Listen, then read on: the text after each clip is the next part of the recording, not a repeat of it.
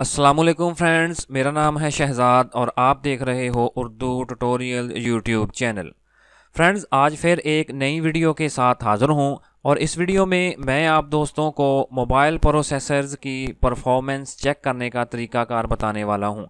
Friends, अगर हमें दो मोबाइल फ़ोन्स के प्रोसेसर्स को चेक करना पड़े कि परफॉर्मेंस के लिहाज से कौन सा अच्छा है, तो हम सिर्फ यही देखते हैं कि वो ड्यूल कोर है, क्वाड कोर है या फिर ऑक्टा कोर है। यानी हम ये समझते हैं कि जितनी ज़्यादा कोर्स होंगी उतना ही अच्छा प्रोसेसर भी होगा। लेकिन अगर मैं आपसे कहूँ कि मोबाइल प्रोसेसर्स को कंपेयर करने के लिए इतना कुछ काफ़ी नहीं है, तो शायद आपको अजीब लगे, क्योंकि कुछ दूसरी चीज़ें भी हैं जिसके बिना हम प्रोसेसर्स को आपस में कंपेयर नहीं कर पाएंगे। तो आइए उन चीज़ों के बारे में जान लेते हैं। तो फ्रेंड्स, प्रोसेसर्स को कंपेयर करने के लिए हमें चार बातों का ख्याल रखना ज़रूरी है। Number 1, architecture. दोस्तों, मोबाइल फ़ोन्स के प्रोसेसर बनाने के लिए एक डिज़ाइन की ज़रूरत होती है जिसमें छोटे छोटे ट्रांजिस्टर्स लगाकर प्रोसेसर तैयार किया जाता है। आर्म कंपनी एक ऐसी कंपनी है जो तमाम प्रोसेसर्स बनाने वाली कंपनीज़ को ये डिज़ाइन बनाकर देती है और ये डिज़ाइन वक्त के साथ साथ अपडेट भी हो रहे हैं, जैसा कि cortex A5, cortex A7, cortex A9, cortex A11 और कोर्टेक्स A15 वगैरह। यानी हम ये कह सकते हैं कि ये नंबर जितना बड़ा होगा उतना ही प्रोसेसर का डिज़ाइन भी अच्छा होगा। तो दूसरे नंबर पर है जी टेक्नोलॉजी।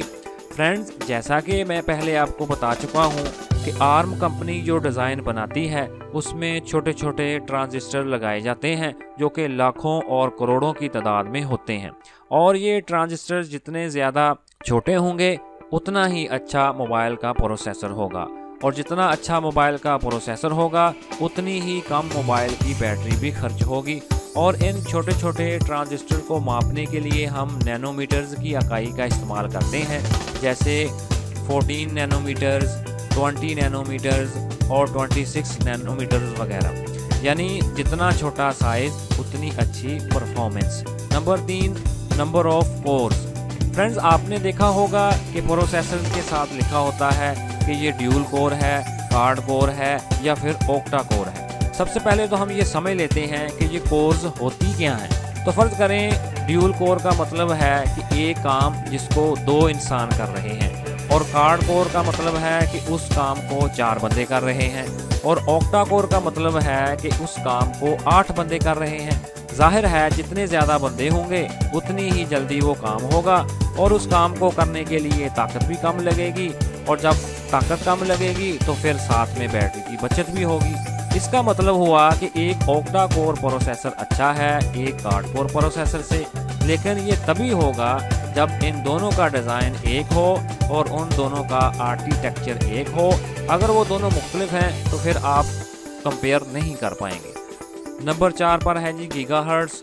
फ्रेंड्स, आपने ये भी सुना होगा कि फ़लाँ प्रोसेसर 2 गीगाहर्ट्ज़ का है, फ़लाँ 2.0 गीगाहर्ट्ज़ का है। क्या कभी आपने ये सोचा है कि ये गीगाहर्ट्ज़ क्या होता है? तो दोस्तों, प्रोसेसर के साथ एक घड़ी लगी होती है जिसके हिसाब से ये प्रोसेसर अपना काम सर अंजाम देता है, जिसको हम यूँ समझ लेते हैं कि 1 गीगाहर्ट्ज़ का प्रोसेसर 1 सेकंड में 10 करोड़ बार अपना काम करेगा।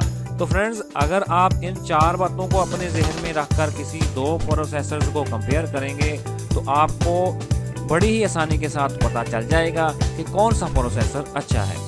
तो मुझे पूरी उम्मीद है कि ये वीडियो आपको बहुत पसंद आई होगी, जिसका इजहार आप लाइक बटन को प्रेस करके कर सकते हैं। तो मिलते हैं अपनी नेक्स्ट वीडियो में। अपना बहुत सारा ख्याल रखिएगा। अल्लाह हाफिज़।